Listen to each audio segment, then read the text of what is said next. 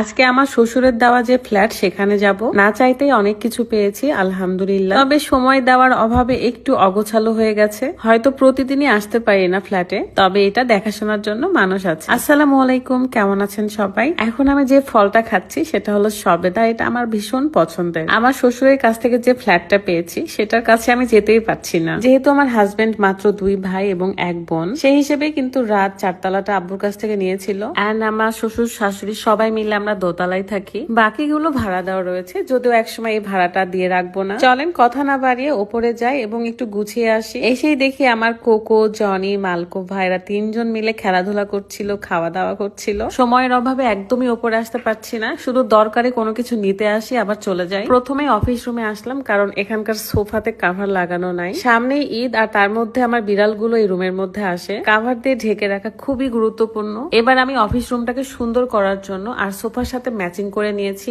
Rainbow sofa cover. Facebook page থেকে আমি এই সুন্দর কাভার গুলো অর্ডার করেছিলাম। এটা পরানোর পর এত সুন্দর লাগে। সামনে যেহেতু ঈদ, আর এছাড়াও আমরা চলে যাচ্ছি কক্সবাজার, তাই আমি ঘর বাড়ি পরিষ্কার করে গুছিয়ে তারপর যেতে পছন্দ করি। দেখেন কালার ম্যাচিংটা কত সুন্দর লাগছে। আপনারাও আপনাদের বাড়ির যত সোফা রয়েছে সবকিছুর কাভার নিতে পারেন। জাস্ট একটা পিকচার পাঠিয়ে দিবেন, তারা সে সাইজ মতো কাস্টমাইজ করে দিবে। দেখতেই পাচ্ছেন কত সুন্দর সুন্দর সব কালারের সোফা কাভার। আপনাদের সুবিধার্থে আমি রেইনবো সোফা কাভার এই পেজটা আমার ভিডিও ডেসক্রিপশনে মেনশন করে রেখেছি, অবশ্যই চেক করে নিবেন এবং আপনাদের পছন্দ মতো শপিং করে নিবেন। পিলোগুলোর কাভার তো খুব সহজে লাগাতে পারলাম, বাট সোফার কাভার লাগাইতে গেলে আমার একটু রাদের হেল্প লাগে।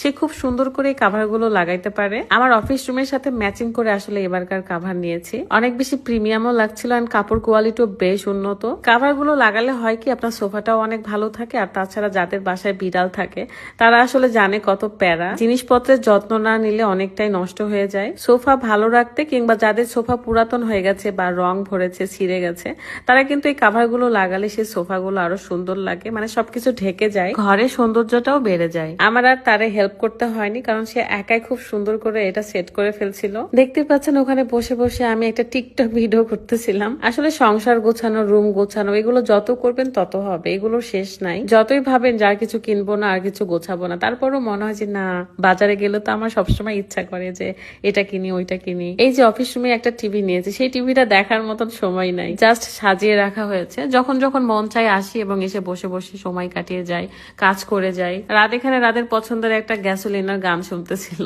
তো ভাবলাম আসলে ছেলেরা এই গানগুলো কেন যত পছন্দ করে। পাশের রুমে কিন্তু আমার বেডরুম, এন্ড সেই রুমে অনেকদিন যাওয়া হয়নি, গিয়ে দেখি একদম অবস্থা খারাপ। খুব তাড়াতাড়ি আমার বেডরুমটাও সুন্দর করে গুছিয়ে আপনাদের সামনে হাজির হয়ে যাব। তো আজকের মতো আমি বিদায় নিচ্ছি। সবাই ভালো থাকবেন, সুস্থ থাকবেন।